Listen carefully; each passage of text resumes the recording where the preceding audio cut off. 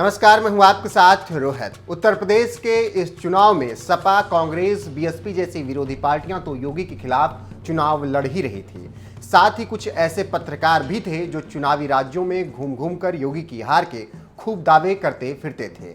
और ये पत्रकार कौन है, ये बात तो आप अच्छी तरीके से जानते ही हैं। ऐसे ही कुछ पत्रकारों की देश के 3 बड़े पत्रकारों ने किस कदर खबर ली है, देखिए हमारी इस रिपोर्ट में।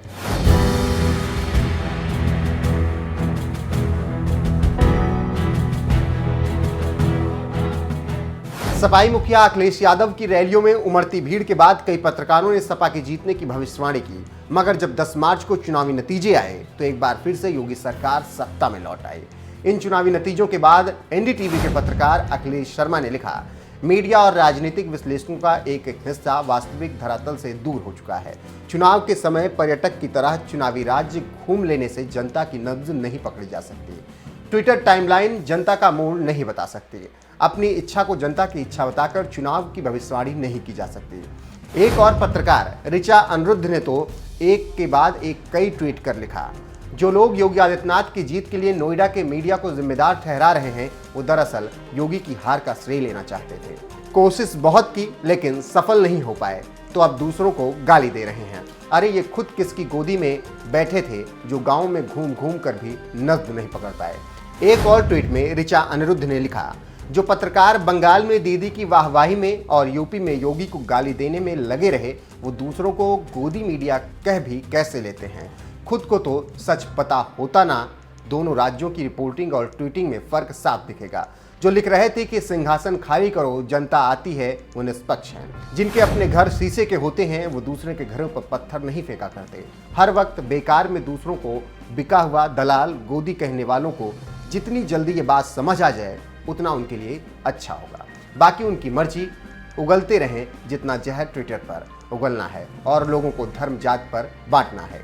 एक और वरिष्ठ पत्रकार अनुराग मुस्कान ने भी लिखा, जरा सोचिए, जो पत्रकार और एंकर टीवी चैनलों से निकाले जाने के बाद अपना यूट्यूब चैनल चलाकर ईमानदार पत्रकारिता के नाम पर ग्राउंड जीरो से अपना एजेंडा चलाकर सच दिखाने का दम भर रहे थे, उन्होंने टीवी चैनल्स में रहकर अपने प्रभाव का कितना दुरुपयोग किया होगा। अनुराग मुस्कान, अखिलेश शर्मा, ऋचा अनिरुद्ध, इन तीनों बड़े पत्रकारों ने उन पत्रकारों को कुछ इस तरीके से लताड़ा है जो गोदी मीडिया बोलकर पत्रकारों के एक वर्ग को लगातार टारगेट करते ही रहते हैं।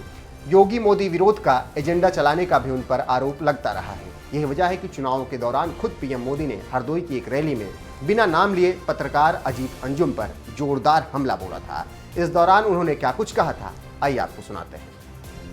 एक ऐसे ही आजकल जाते हैं ना टीवी, हमारे ऐसे मित्र सारे, तो ऐसे कोई डंडा लेकर के पहुंच गया इंटरव्यू करने के लिए।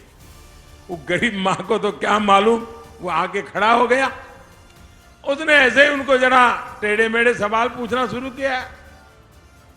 उस गरीब महिला बुजुर्ग मां से पूछा कि आपके यहां चुनाव कब है, और मजा ये है उस मां ने सही तारीख बताई कि फलानी तारीख को हमारे यहां चुनाव है। लेकिन उसके साथ साथ ये भी कह दिया मां ने, ताकि वो आकर के सर खाए नहीं, नया सवाल पूछे नहीं।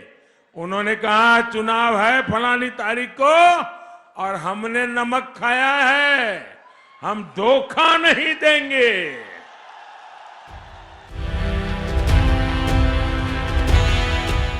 पीएम मोदी ने अपनी रैली में जिस बुजुर्ग अम्मा की बात की, उस बुजुर्ग से दरअसल पत्रकार अजीत अंजुम ने ही बात की थी। यही वजह है कि पीएम मोदी ने उन्हें डंडा वाला पत्रकार कहकर निशाना साधा। बहरहाल, जिस तरह से चुनाव के दौरान पीएम मोदी ने पत्रकारों पर हमला बोला और फिर चुनाव बाद अनुराग मुस्कान, ऋचा अनिरुद्ध और अखिलेश शर्मा जैसे पत्रकारों ने भी एजेंडा चलाने वालों को जिस तरह से लताड़ा है, उस पर आपका क्या कुछ कहना है, अपनी राय में कमेंट कर जरूर बताएं। साथ ही बीजेपी के चुनाव जीतने के बाद पीएम मोदी ने क्या कुछ कहा, आइए आपको सुनाते हैं। आज उत्साह का दिन है, उत्सव का दिन है। ये उत्सव भारत के लोकतंत्र के लिए है। मैं इन चुनावों में हिस्सा लेने वाले सभी मतदाताओं को बहुत बहुत बधाई देता हूं। उनके निर्णय के लिए मतदाताओं का आभार व्यक्त करता हूं। विशेष रूप से हमारी माताओं बहनों ने, हमारे युवाओं ने जिस प्रकार भारतीय जनता पार्टी को भरपूर समर्थन दिया है, वो अपने आप में बहुत बड़ा संदेश है।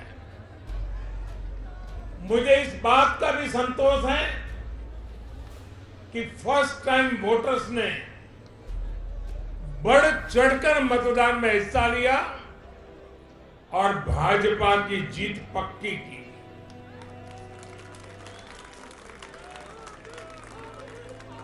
चुनाव के दौरान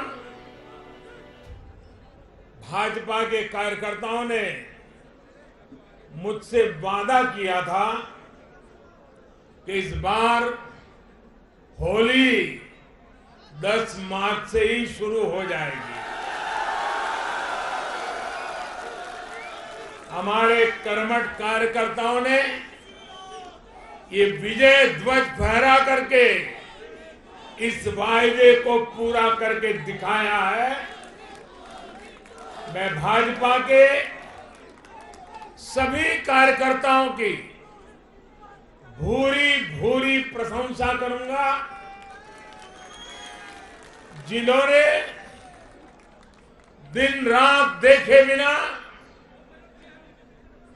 इन चुनावों में कड़ी मेहनत की। हमारे कार्यकर्ता जनता जनार्दन का दिल जीतने में, जनता जनार्दन का विश्वास जीतने में सफल रहे और पूरे पार्टी का नेतृत्व जिन्होंने किया, कार्यकर्ताओं ने को जिन्होंने लगातार मार्गदर्शन किया, ऐसे हमारे राष्ट्रीय अध्यक्ष श्रीमान जगत प्रकाश नड्डा जी को भी मैं बहुत बहुत अभिनंदन करता हूं, बहुत बहुत बधाई देता हूं।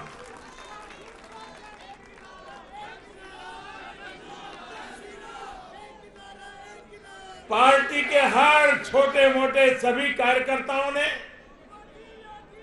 उनके अथक परिश्रम से आज एनडीए के लिए जीत का चौका लगाया है।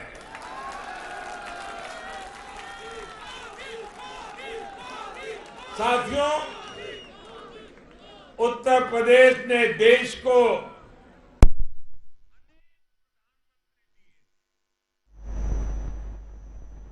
लेकिन 5 साल का कार्यकाल पूरा करने वाले किसी मुख्यमंत्री के दोबारा चुने जाने का यह पहला उदाहरण है।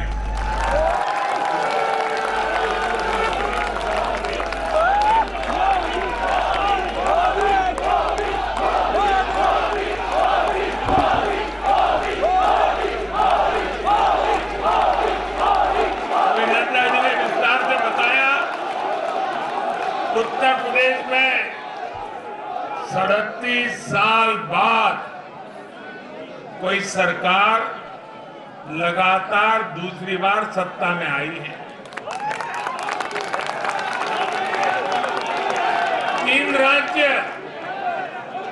यूपी, गोवा और मणिपुर में सरकार में होने के बावजूद बीजेपी के वोट शेयर में वृद्धि हुई है।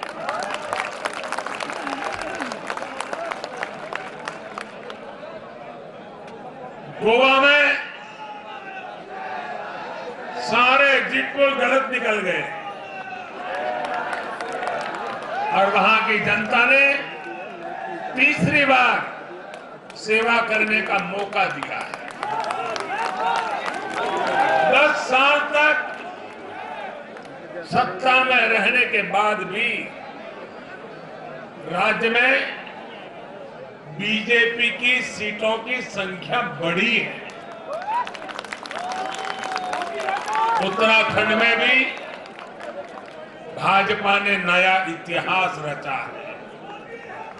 राज्य में पहली बार कोई पार्टी लगातार दूसरी बार सत्ता में आई है। यानी सीमा से सटा एक पहाड़ी राज्य,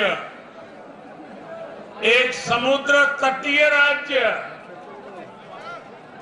और एक मां गंगा का विशेष आशीर्वाद प्राप्त एक राज्य और पूर्वोत्तर सीमा पर एक राज्य, भाजपा को चारों दिशाओं से आशीर्वाद मिला।